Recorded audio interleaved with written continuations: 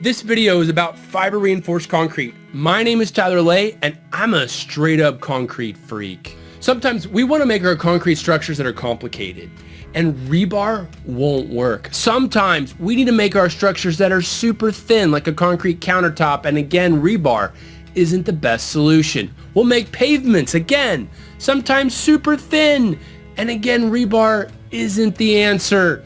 And sometimes we just want to make something beautiful and awesome, and you got it, rebar's not the choice.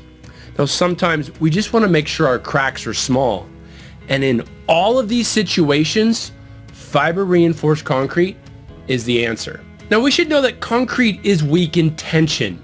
That means if I have a beam and I start to load it at the top, that it will start to squish a little bit at the top and pull apart at the bottom. That squish is called compression.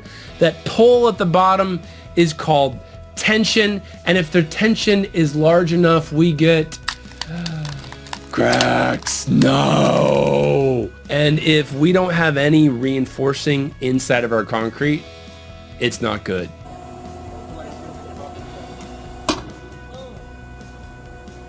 That wasn't good. What if we added fibers to the concrete while we were making it? Yeah, fibers. They get inside. They're like micro reinforcement all over the place. Now this crack, it will still form at the same load, but the beam won't fall apart. It will be held together by these fibers. And that is the benefit of fiber reinforced concrete. It doesn't make the concrete stronger, but it makes it hold together longer. Let me show you what I'm talking about.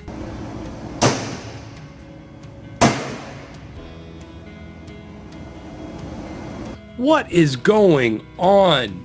Well, if we look in the crack, we can see some fibers, but if I zoom in there, those fibers are doing an important job. As I try to pull that concrete apart, it makes it really, really hard to pull apart.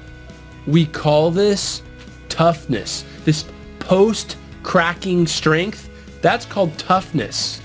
So the fibers do not stop the crack. They don't stop it from forming. It will still form at the same load, but the fibers keep the crack small.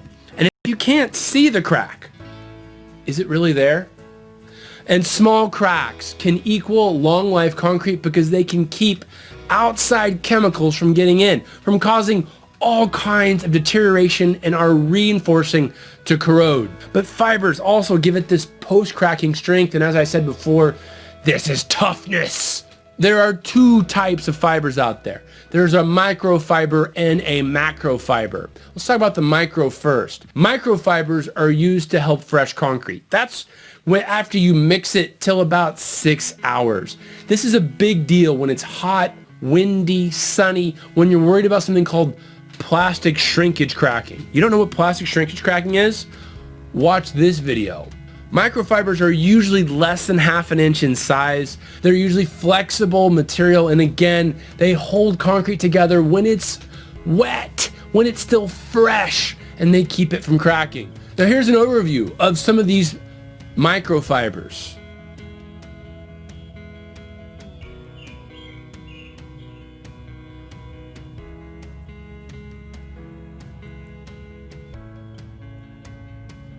Macrofibers, they are all about the hardened concrete. They are about protecting it from the first days to years after it's been made. They're usually greater than ½ an inch in length, and they're usually stiff material. They can be plastic, they can be steel, they can be glass, basalt, lots of different things, but they're pretty stiff.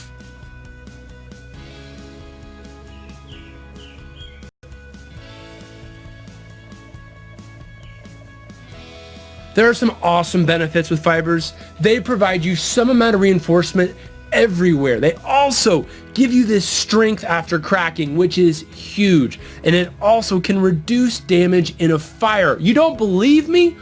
Watch this video that John made for my channel. There are some challenges though. Fibers are randomly oriented in our concrete, and that's not the best. We'd love to be able to control the orientation. So once I started to load, if I knew where a crack was going to form, I'd like my fibers to be there.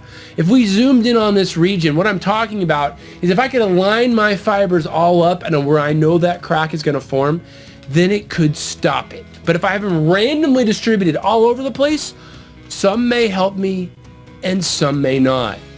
So fibers are kind of random. We don't know, and they're hard to predict what they're going to do for you. And this is why it's tough for some engineers to use fibers in their designs, because they can't handle just not knowing how it's going to perform. But I can tell you one thing, it's going to help keep your cracks smaller, and it's hugely beneficial. Fibers can also increase the cost of your concrete between 10 to 15%. You're going to have to adjust your mixed proportions and also how you finish your concrete, because some of those fibers are going to change how your concrete flows. And also, they're going to sometimes stick up out of the surface. So again, you got to be careful how you finish it.